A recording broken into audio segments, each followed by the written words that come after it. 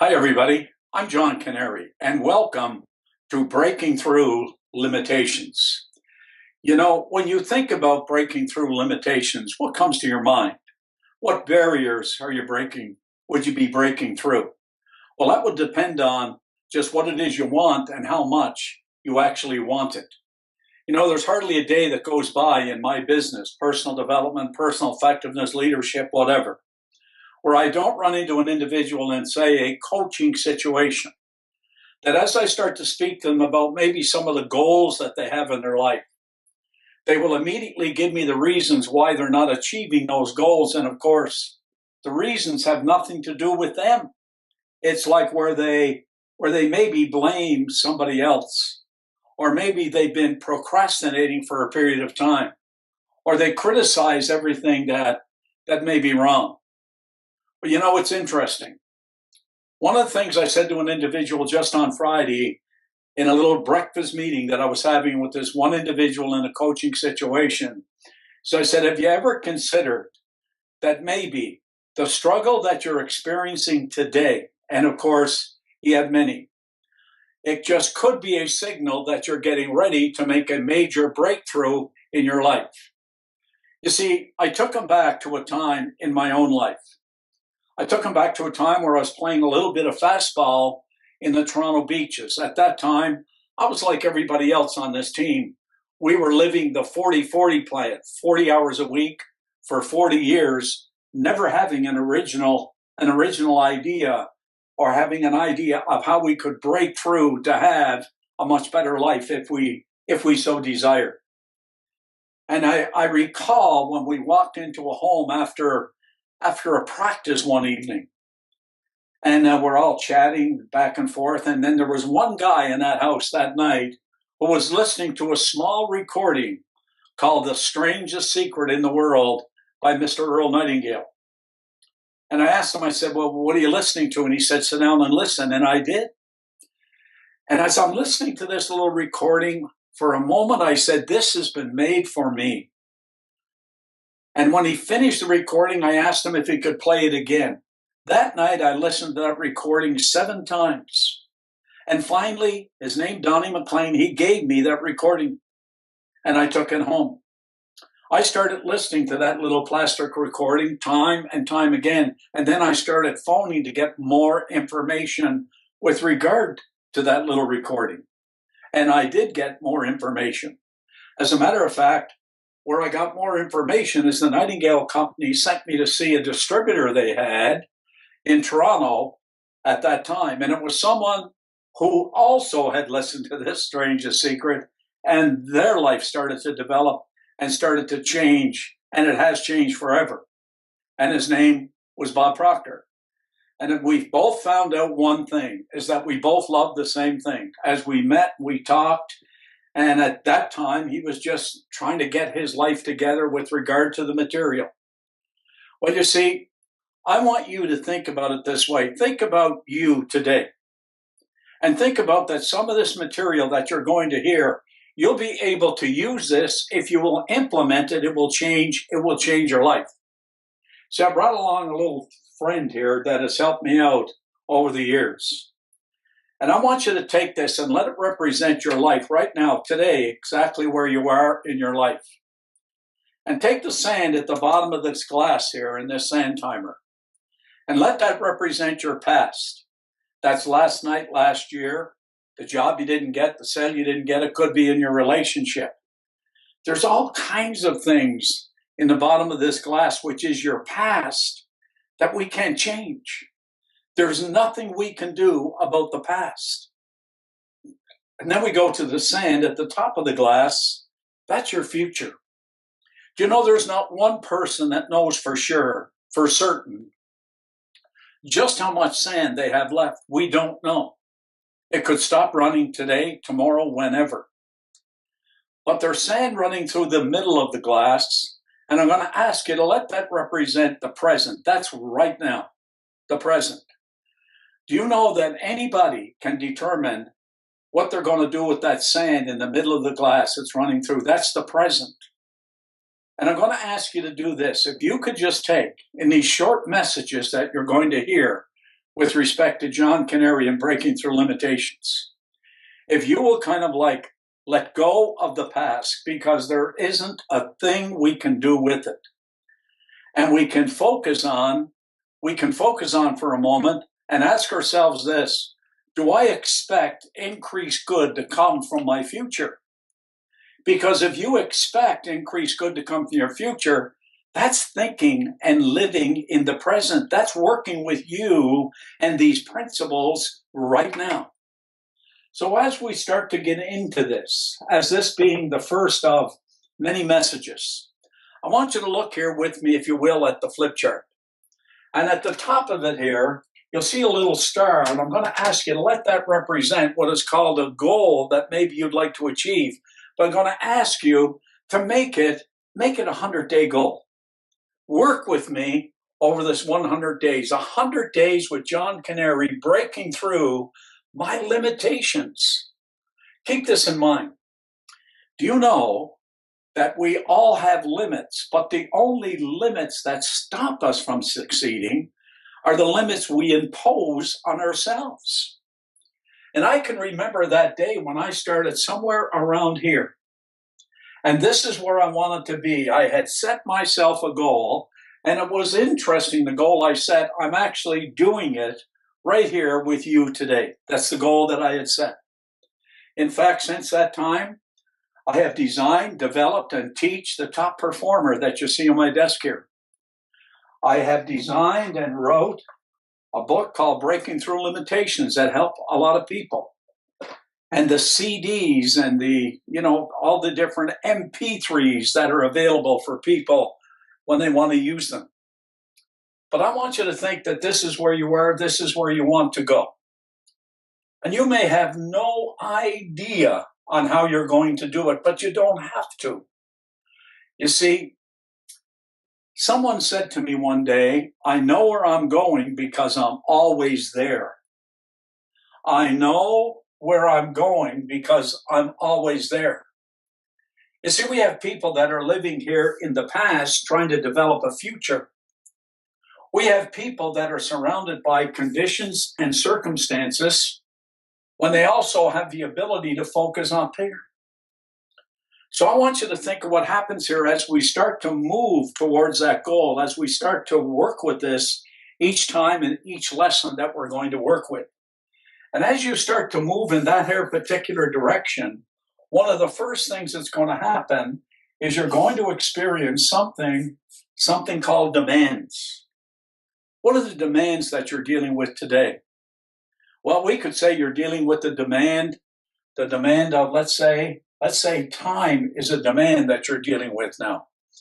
Maybe there's a demand in your relationship. Maybe there's a financial demand that just keeps getting in the way in your life here.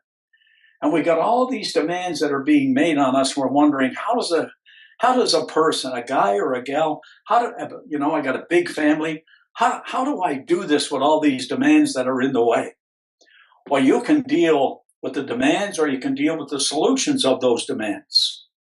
But let's understand that where there are demands that are jumping in front of you, that means there's also a risk. Demands and risk present something that's called frustration. Now I want you to think of these frustrations that we all experience, and there's basically only 4. And you want to understand something about frustration. Do you know that in frustration, there's also creativity? Do you know that frustration, when you get emotionally involved in something, that's a sign saying you can get emotionally involved, but what you want to get emotionally involved in is the objective, the goal, the idea, the vision that you want to achieve. Now think about this. The very first frustration is called your comfort zone. We all live in a comfort zone. Like right now, let's just say that we all live in this comfort zone and everything we want is outside the comfort zone that we're in. Everything that you and I want is outside of the comfort zone that we're in today. And I want you to understand something. At the end of the comfort zone is where life really begins. At the end of the comfort zone is where life really begins. And I know what keeps people in that comfort zone.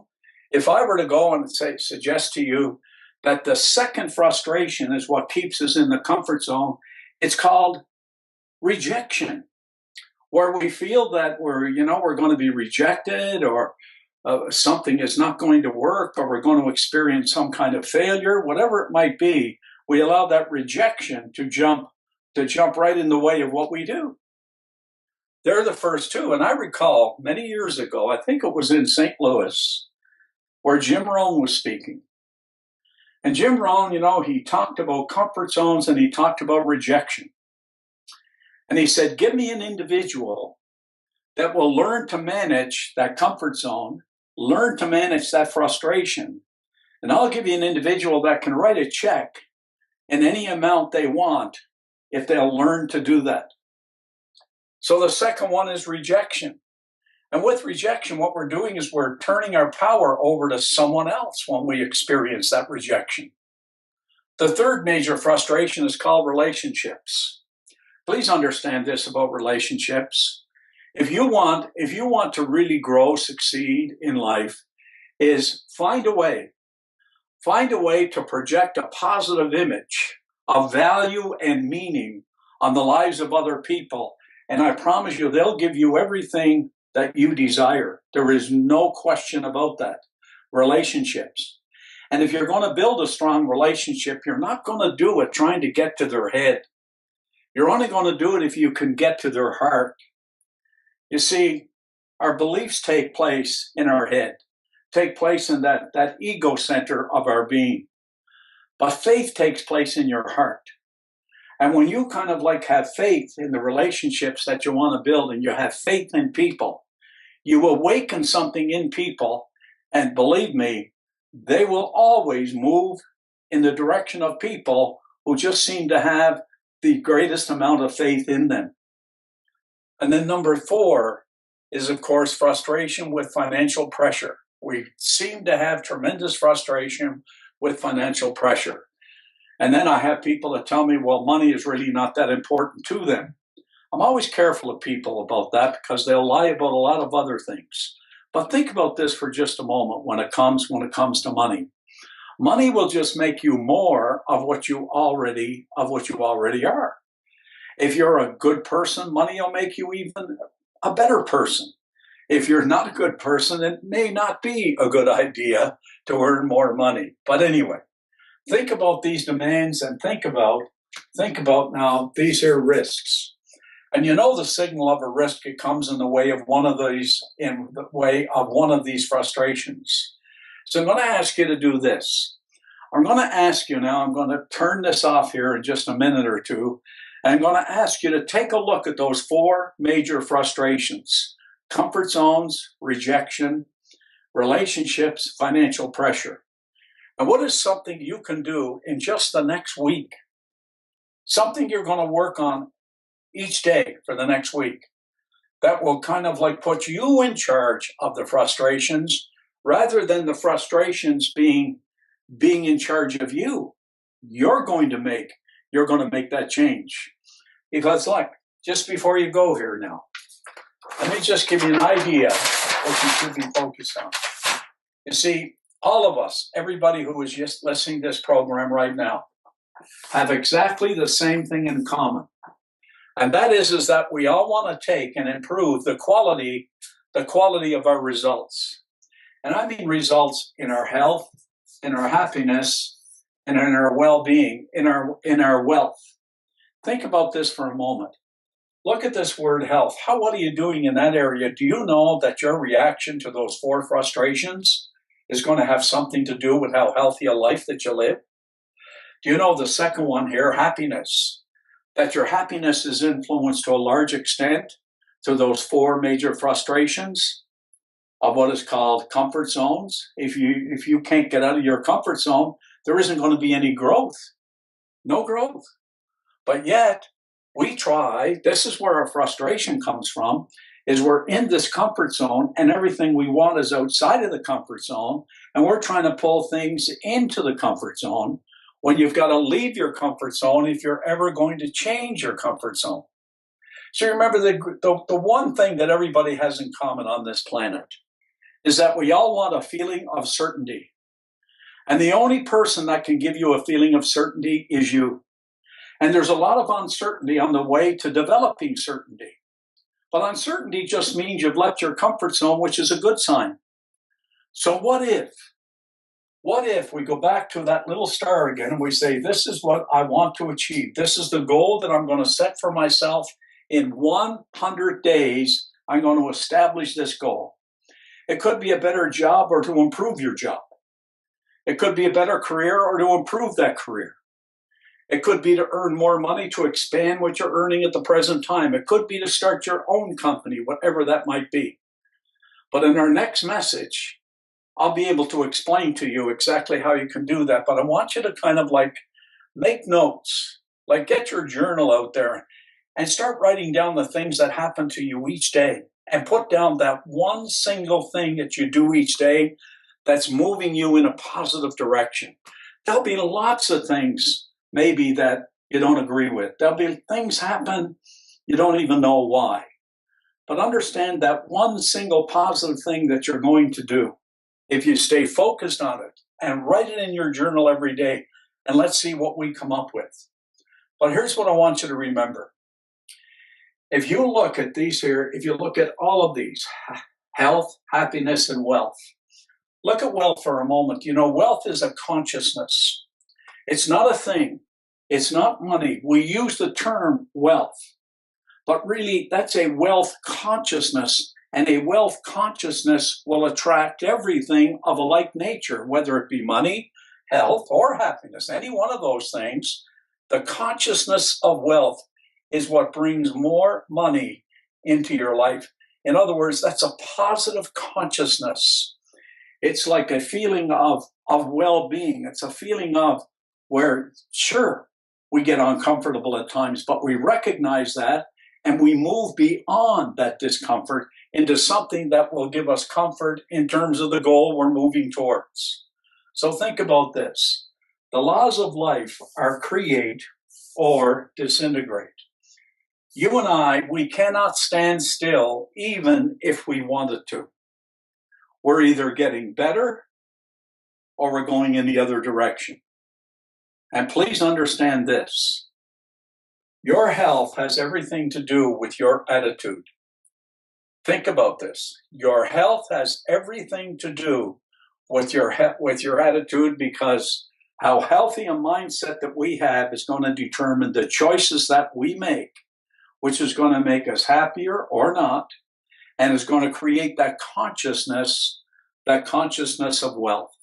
So what is one thing you're going to do this week that's going to help you, that's going to help move you beyond the comfort zones that you may be in at the present time?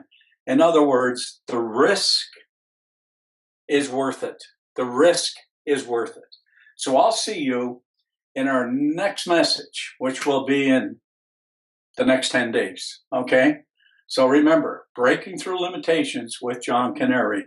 We'll be back with our next session in 10 days. Thank you.